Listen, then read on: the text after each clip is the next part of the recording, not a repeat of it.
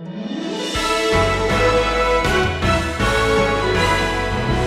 todos los que hablan de Dios hablan en nombre de Dios. Algunos enseñan lo que parece verdad, pero en realidad están alejando a muchos del verdadero evangelio. El problema es que el engaño espiritual no siempre es fácil de detectar. Puede venir disfrazado de luz, con palabras agradables, apariencia piadosa y hasta buenas obras. Bienvenido a Sabiduría para el Corazón con el pastor Stephen Davey en la voz y adaptación de Daniel Cuquín. Hoy, en nuestro estudio de la primera carta de Juan, encontramos una guía práctica y directa para discernir entre la verdad y el error. Acompáñenos en esta lección titulada ¿Cómo identificar a un falso maestro? 500 años antes del nacimiento de Cristo, Ciro, el rey de Persia, quería conquistar la ciudad de Sardis y apropiarse así de su legendaria reserva de oro. Pero para poder hacer todo eso, él primero tenía que capturar el fuerte que protegía esa antigua ciudad. El fuerte estaba construido sobre el borde de un acantilado y simplemente no había forma de atacarlo directamente. Así que Ciro ofreció una gran recompensa a cualquier soldado que pudiera encontrar la forma de penetrar ese fuerte. Un soldado llamado Ireades se dedicó a observar a los soldados que cuidaban la fortaleza. Una tarde él vio a un soldado que estaba de centinela y que accidentalmente se le cayó el casco hacia el acantilado.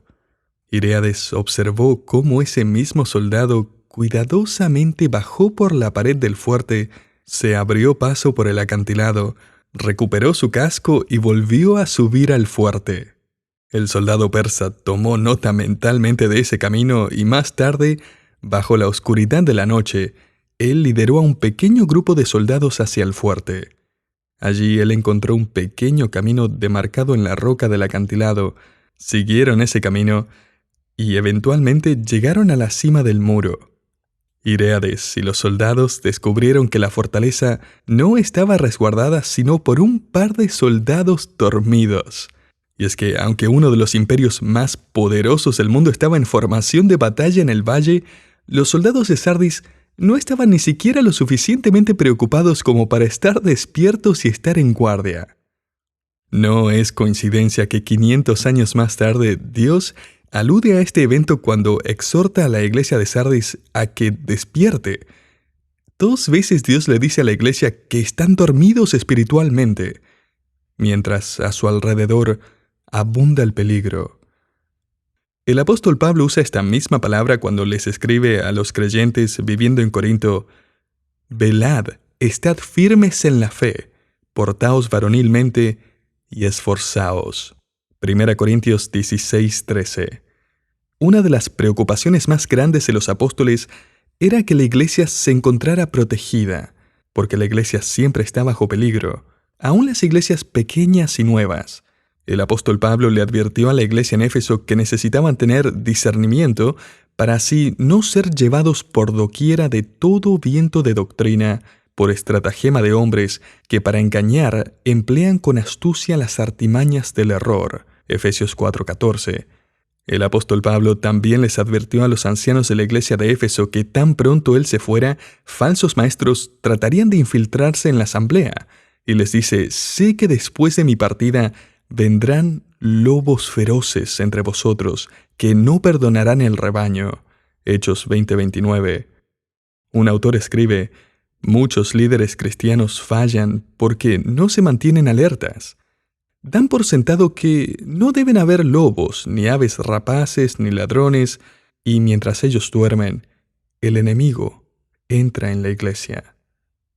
Falsas ideas, interpretaciones destructivas y falsas enseñanzas llegan al rebaño y ellos nunca lo supieron. Errores tan peligrosos como lobos y leones que desgarran la fe, la esperanza y el amor, y dejan a las iglesias destrozadas y a medio morir. Y el peligro es aún más sutil hoy por hoy simplemente porque un miembro del rebaño puede ser expuesto a falsa doctrina a través de los innumerables medios de comunicación. Los falsos maestros ni siquiera necesitan entrar al templo para causar problemas. Además, ni en los días de Pablo, ni tampoco en nuestros días, los falsos maestros usan trajes rojos y cuernos y colas puntiagudas o llevan un tridente en la mano. Frecuentemente los falsos maestros aparentan ser los hombres más santos en el mundo. Hacen muchas cosas buenas, se presentan como hombres de familia, con buenos valores, ciudadanos ejemplares, siempre sonrientes. Mire, el diablo no solo acecha como león buscando a quien devorar, 1 Pedro 5:8, él también aparece como un ángel de luz, 2 Corintios 11:14, extendiendo sus falsas enseñanzas a través de falsos maestros y aun ángeles caídos, enmascarados como mensajeros del Evangelio.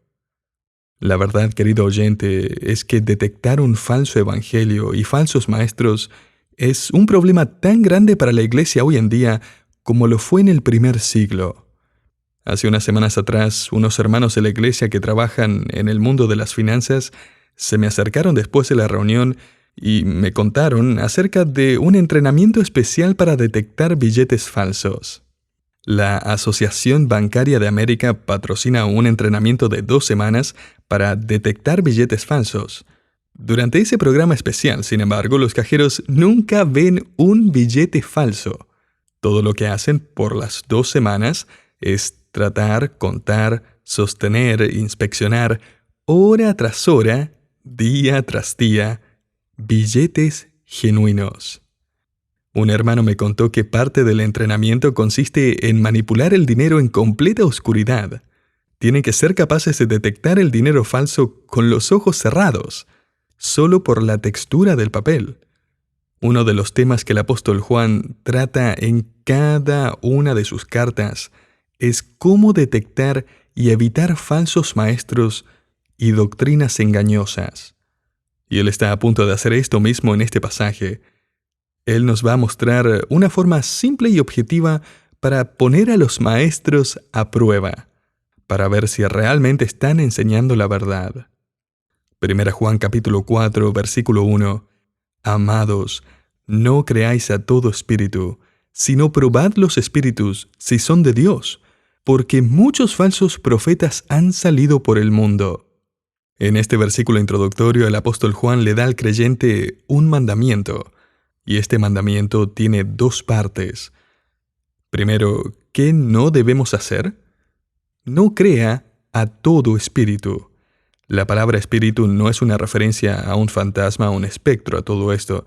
Es una referencia a cualquier cosa disfrazada de verdad espiritual, o sabiduría, o dirección espiritual. En otras palabras, no crea todo lo que viene bajo el título de espiritualidad, lo que es otra forma de decir no crea todo lo que escucha. Mire, no importa cuán experimentado, o inteligente, o famoso sea, no crea todo lo que aparece como espiritual. Eso es lo que no hacemos. Ahora, esto es lo que sí hacemos. Juan agrega en el versículo 1, sino probad los espíritus, si son de Dios.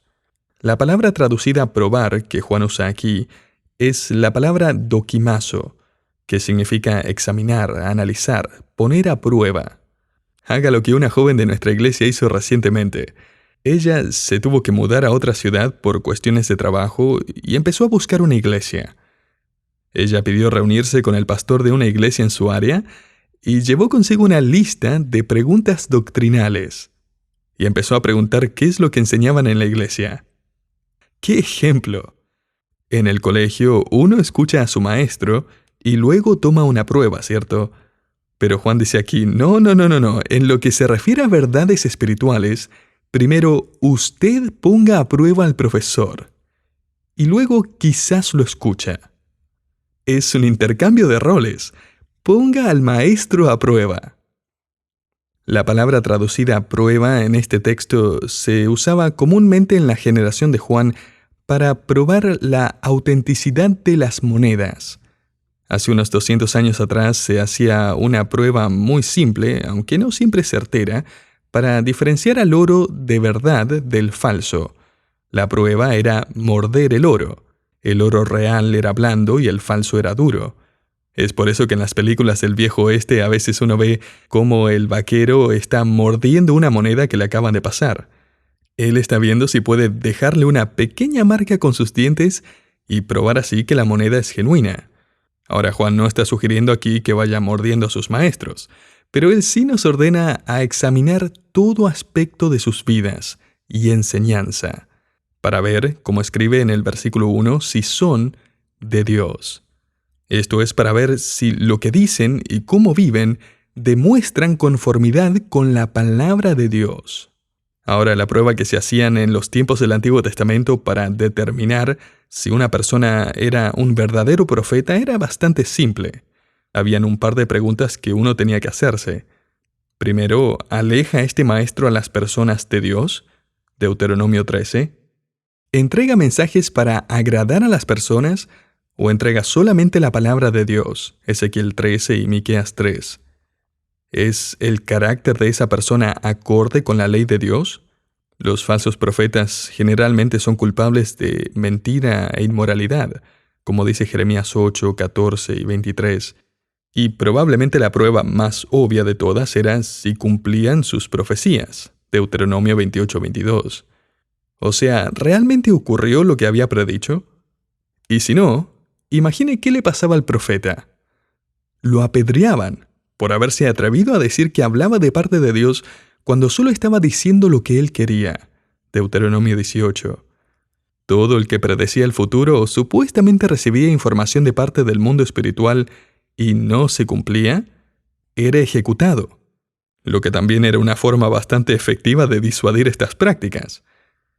No pude sino pensar en el caso de esas niñas que fueron secuestradas por 10 años el 2003. Una de las madres de estas ya jóvenes había sido invitada a un programa de televisión de una psíquica famosa que tenía supuestamente un espíritu que la guiaba y le informaba.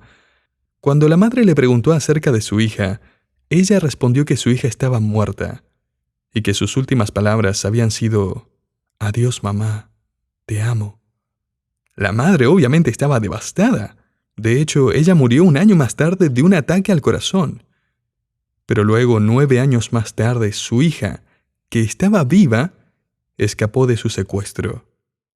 Por supuesto, esta psíquica estuvo bajo el foco de la prensa. Ella respondió que tomaba responsabilidad por su falsa predicción, pero dijo: «He estado más veces correcta de lo que he estado equivocada». Escuche, querido oyente, el ser profeta de Dios nunca fue una cuestión de porcentajes. Note lo que Juan escribe al final del versículo 1, porque muchos falsos profetas han salido por el mundo. Y este no es un peligro futuro, todo esto, es ahora mismo. De hecho, la frase «ellos han salido por el mundo» implica que estos falsos maestros han salido en una misión global. Ellos literalmente están en un viaje misionero. Tal como nosotros mandamos equipos de misiones alrededor del mundo para entregar el Evangelio de Cristo, los falsos maestros también están usando sus millas de cliente frecuente para entregar una falsa representación del mundo espiritual, un falso entendimiento de la naturaleza de Dios, una falsa interpretación del Evangelio de Cristo. Tenga en mente también que en la Biblia un profeta no necesariamente es alguien que predice el futuro, sino alguien que dice estar entregando un mensaje de parte de Dios. Y solo piense que si Juan está diciendo que había una enorme cantidad de falsos profetas 2000 años atrás, imagine cuántos falsos profetas y falsas religiones y falsos maestros y falsos líderes espirituales hay el día de hoy, todos diciendo que hablan con autoridad de parte de Dios. Esto no significa que son personas evidentemente malas, que siempre están haciendo cosas diabólicas. Juan no dice que esa es la prueba para identificar a un falso maestro. Ellos pueden haber hecho un montón de cosas buenas. Algunos falsos maestros no van a ser expuestos por lo que son, sino hasta el juicio final. Piénselo de esta forma. Como Warren Wiersbe en su maravilloso comentario de 1 Juan ilustró, suponga que usted tiene un billete de $10 falso. Usted cree que es genuino, así que lo usa para pagar cuando va a cargar gasolina. El gerente de esa estación de gasolina más tarde usa ese billete para abastecerse con más gasolina. El abastecedor usa el billete para pagar por sus comestibles. El vendedor de comestibles junta ese billete con otros 49 billetes de $10 y lo lleva al banco. Y allí es cuando el cajero le dice: «Lo siento, pero este billete de $10 es falso». Ahora, ese billete de $10 hizo un montón de cosas mientras estaba en circulación. Pero cuando llegó al banco, fue examinado por un experto y fue expuesto por lo que realmente era. Y ese día viene, cuando muchos estarán de pie delante de Dios y dirán: ¿no profetizamos en tu nombre? Y entonces Jesús les responderá: «Nunca os conocí. Apartaos de mí, hacedores de maldad». Mateo 7, del 22 al 23. Ese día, querido oyente, se acerca. Mientras tanto, Juan le escribe a cada creyente: esté alerta. Ponga a sus maestros a prueba.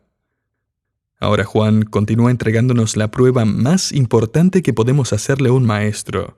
Él continúa su mandamiento de probar los espíritus en el versículo 1, dándonos el criterio de cómo probar los espíritus. Versículo 2. En esto conoced el Espíritu de Dios.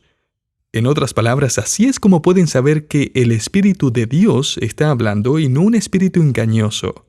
Todo espíritu que confiesa que Jesucristo ha venido en carne es de Dios. Y todo espíritu que no confiesa que Jesucristo ha venido en carne no es de Dios. Y este es el espíritu del anticristo, el cual vosotros habéis oído que viene y que ahora ya está en el mundo.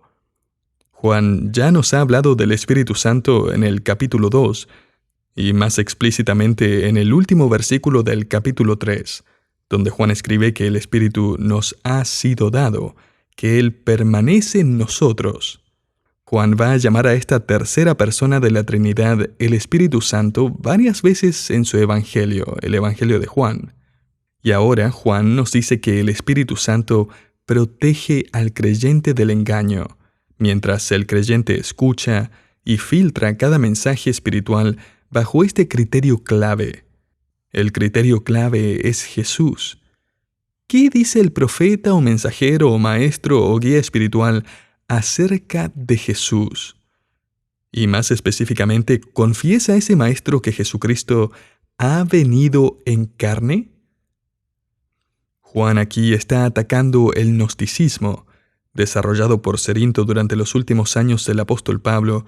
Cerinto fue el primero en enseñar que Jesús y Cristo no eran realmente la misma persona, que Jesús era un hombre común y corriente sobre quien un espíritu de Cristo vino y descendió en su bautismo, pero luego en la crucifixión el espíritu de Cristo dejó a Jesús. Así que Jesús, según Cerinto, era un hombre común que recibió el poder de Dios temporalmente. Por supuesto, esto efectivamente destruye la doctrina de la expiación, porque un hombre no puede morir por los pecados del mundo. Un hombre pecador no puede salvar pecadores. Así que note aquí cómo Juan claramente compara a Jesús con Cristo. Jesús no recibió poder de parte de un espíritu de Cristo. Jesús era y es Cristo, y Cristo es y será por siempre Jesús. Juan escribe: Jesucristo vino en carne. Él era un hombre de verdad, con un cuerpo humano de verdad. Él es igual a Dios el Padre y ya existía antes de haber nacido de María. Filipenses 2. Él no es otro más que Dios el Hijo, ahora en carne humana. Juan aquí también está respondiendo el argumento del judaísmo que Jesús no fue el Mesías. Cristo es el término para el ungido de Dios el Padre, el Mesías. En otras palabras, Jesús no empezó su existencia en Belén. Belén fue simplemente el lugar donde el Hijo de Dios, quien existió por toda la eternidad, decidió nacer como un ser humano sobre la tierra por primera vez. Así que en esta breve frase Juan denuncia al gnosticismo y al cerintianismo y el judaísmo y el mormonismo y el islam y los testigos de Jehová y los budistas y los hinduistas y todos los otros sistemas religiosos que rehúsan confesar que Jesucristo es Dios, el unigénito Hijo de Dios, el Mesías preexistente y eterno. Por este criterio, querido oyente, usted puede examinar las religiones de nuestro mundo. ¿qué es lo que dicen acerca de Jesús? Ahora lo que Juan hace después, siguiendo el mandamiento y el criterio para identificar falsos maestros, es proveer un contraste. Versículo 4: Hijitos, vosotros sois de Dios, y los habéis vencido, porque mayor es el que está en vosotros que el que está en el mundo. En otras palabras, por medio del Espíritu Santo, usted, creyente, ha derrotado a estos falsos maestros. El verbo traducido habéis vencido está en el tiempo perfecto, lo que implica que en un tiempo pasado los creyentes enfrentaron estos falsos maestros y sus tentadores mensajes, pero finalmente probaron que su enseñanza era falsa. Ellos rechazaron los mensajeros. Y eso resultó ser una victoria. Juan pudo haber tenido en mente un incidente en particular o dos, no sabemos cuáles. Juan ya usó el tiempo perfecto en el versículo 1, donde ordenó al creyente a continuamente probar los espíritus. Así que la imagen completa aquí en la mente de Juan, mientras escribe esto, es que estos creyentes, y nosotros incluidos, quizás hemos ganado un par de victorias, pero necesitamos mantenernos alertas, con nuestros cascos bien puestos. Necesitamos estar despiertos. Necesitamos evaluar lo que oímos y vemos y leemos acerca de Jesucristo en contraste con la verdad de la Escritura. Y así podremos seguir teniendo victoria al enfrentarnos con las falsas doctrinas. Ahora note el contraste en esta verdad, versículo 5. Ellos son del mundo, por eso hablan del mundo, y el mundo los oye. Estos verbos en tiempo presente indican que estos falsos profetas continúan hablando con sabiduría mundana, y el mundo continúa escuchándolos. Si alguna vez se preguntó por qué los herejes y las falsas religiones y los falsos maestros ganan tal número de seguidores, es porque hablan en el mismo idioma que el mundo. De hecho, la palabra que Juan usa aquí para que el mundo los oye en el versículo 5 es una palabra que se refiere a una recepción ansiosa. En otras palabras, el mensaje de los falsos maestros levanta y estimula las actitudes y los deseos del mundo. El mundo los oye porque dicen exactamente lo que quieren escuchar. Ellos cubren sus enseñanzas en lenguaje pseudo-espiritual, pero son totalmente mundanos. Juan escribe en el versículo 3, es el anticristo. Eso es, no glorifica a Cristo, exalta al ser humano. Y estos maestros abundan, tal como en los días de Juan. Están por todos lados. Pero Juan continúa mostrando el contraste. Aquellos que tienen el Espíritu de Dios en ellos. Versículo 6. Nosotros somos de Dios. El que conoce a Dios nos oye. Él está refiriéndose específicamente a los apóstoles, los mensajeros de Dios que son verdaderos y que le entregaron a la iglesia las instrucciones que ahora tenemos en nuestras manos. Note más adelante, el que no es de Dios no nos oye. En esto conocemos el espíritu de verdad y el espíritu de error. La palabra error aquí describe algo que azarosamente anda dando vueltas, merodeando sin dirección o significado. Qué trágica descripción de la humanidad incrédula. Y mientras concluimos este párrafo, permítame darle 3 aplicaciones para el día de hoy. Primero, recuerde que el problema de los falsos maestros no es nuevo. Empezó aún en el jardín del Edén. El apóstol Juan luchó contra las falsas enseñanzas relacionadas con la persona de Cristo en el primer siglo, y nosotros aún seguimos luchando contra ellas. El engaño espiritual no es nuevo. Pero en segundo lugar, recuerde que la Biblia es suficiente. La Biblia es la palabra inspirada de Dios, completamente útil para equipar a todo creyente para toda buena obra, 2 Timoteo 3:17. Usted, querido creyente, tiene todo lo que necesita en lo que concierne a la vida y la piedad, 2 Pedro 1:3. Muchas de las religiones y sectas en el mundo tienen a la Biblia más algo más. La Biblia más el libro del Mormón, es la Biblia más el Atalaya o el Despertad, La Biblia, más los decretos papales y las tradiciones de la Iglesia, las falsas religiones promueven algo en adición a la Biblia. Pero el profeta Isaías advirtió: si no hablan conforme a esta palabra, es porque no hay luz en ellos. Isaías 8:20. Y en tercer lugar, recuerde que la persona de Jesucristo es eternamente divina. Esté alerta ante cualquier doctrina que disminuya su gloria y su sacrificio y su venida para reinar. Él es y siempre será el Hijo de Dios, quien vino y quien tomó forma de siervo por una razón. Un hombre se encontraba en un autobús en Chicago, un autobús que estaba lleno de trabajadores cansados, medio dormidos y jóvenes con mucho sueño. En una parada, 2 hombres y una mujer se subieron.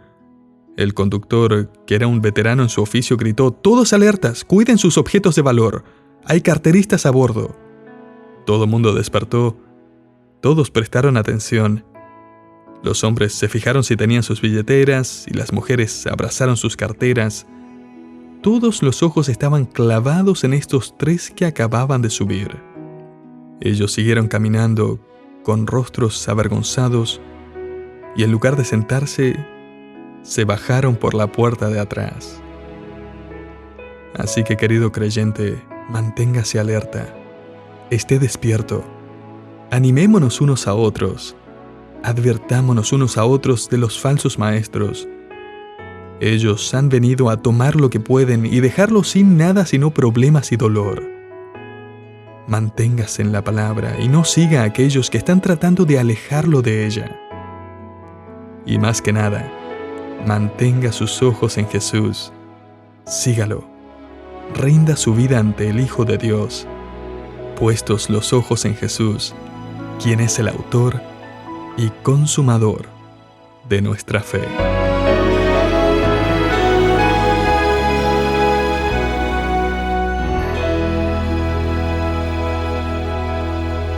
El engaño espiritual no es algo del pasado, ni un problema menor.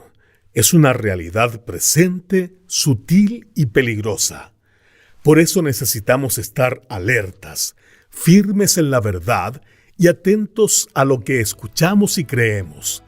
Gracias por acompañarnos en este episodio de Sabiduría para el Corazón, una producción del Ministerio Sabiduría Internacional. Hoy escuchamos el mensaje titulado ¿Cómo identificar a un falso maestro?, parte de la serie de estudios en Primera de Juan, Corazón a Corazón.